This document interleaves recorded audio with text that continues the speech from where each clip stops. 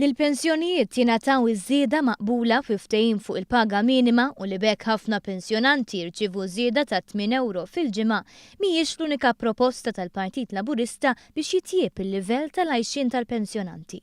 Fis-sitt-jum tal-kampanja elettorali fil-Marsa, il-Prim Ministru Joseph Muscat ħabbar numru ta' miżuri oħra. Se nkomplu wkoll fuq ir-riforma tal-pensjonijiet illi bdejna. Riforma fil-pensjoniet li waslet biex ħafna pensjonanti ħadu żidiet, qed nagħmluha ċara ħafna imma illi mhux beħsiebna la nżidu l-età ta' l-irtirar u laqqas beħsiebna illi nżidu il-bolla. Il-Partit Laburista se jassigura l-prinċipju illi l-ebda taxxa ma titħallas fuq l-ebda pensjoni sa massimu ta' 13,000 euro u qed jagħti garanzija illi il-bonus għall-għoli tal-ħajja jibda jitħallas sħiħ, inkluż lil dawk li saru pensjonanti wara l-2008.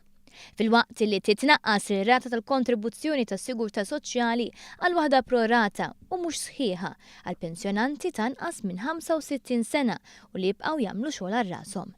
Il-Prim Ministru stqar li l-Partit Laburista huwa kommess li jkompli jsaħħaħ il-pensjoni tas-servizzi billi il-parti li jkunu ikkomputaw biex jieħdu s-somma tibda tkun injorata kollha għal fini tal-pensjoni tas-sigurtà soċjali u li din ma tibqax iffriżata kif inhi llum. Nintaqa' ma' nies li kienu soldati li kienu pulizija li jgħidulna pratikament illi il-pensjoni tagħhom hija iffriżata, li l-pensjoni tagħhom dejjem tibqa' l-istess. Permezz ta' din ir-riforma ħankun qegħdin naraw li jekk dawn il-persuni għandhom dħul illum li huwa ogħla minn meta telqu mis-servizz, il-pensjoni tagħhom tkun ikkalkulata fuq dan id-dħul tali mod illi ħajkollhom aktar dħul minnhom ukoll. Din il-proposta tingħaqad mal-iskema preżenti fejn gruppi teks ħaddiema tal-korpi, tax-xatt, tal-Malta Electricity Board u ħaddiem oħra u l-werità tagħhom se jingħataw l-arretrati dovuti lilhom.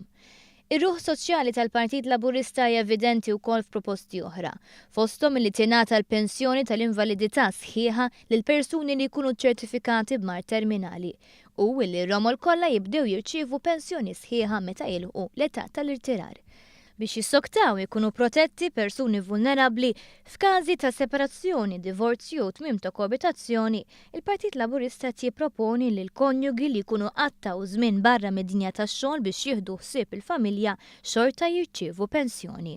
Dan hija problema li jiltaqgħu magħha numru ta' nisa illi jekk niġu għal separazzjoni jew divorzju, pratikament ma jkunux ħadmu biżżejjed għax ikunu ħadu ħsieb it-tfal u jispiċċaw binqas pensjoni, jispiċċaw short change, jispiċċaw ta' fuqhom senduhom. Din hija miżura femminista li permezz tagħhom ħankun qed nipproteġu ħafna nisa, speċjalment dawk ta' età ftit aktar avanzata. Miżura oħra li jaf tolqot ħafna nisa hi li tkun tista' titħallas il-bolla fuq aktar minn part-time wieħed sa 40 siegħa xogħol. Inti l-liġi tgħidlek li tista' tħallas biss il-bolla fuq part-time wieħed sa 20 siegħa. Ifisser li inti qed taħdem fil-verità full-time, żewġ part-times. Imma il-bolla tista' tħallasha biss fuq part-time wieħed u allura tista' tieħu biss nofs il-pensjoni ta' dak li qiegħed taħdem. Ħankun qegħdin neħħu din l-anomalija.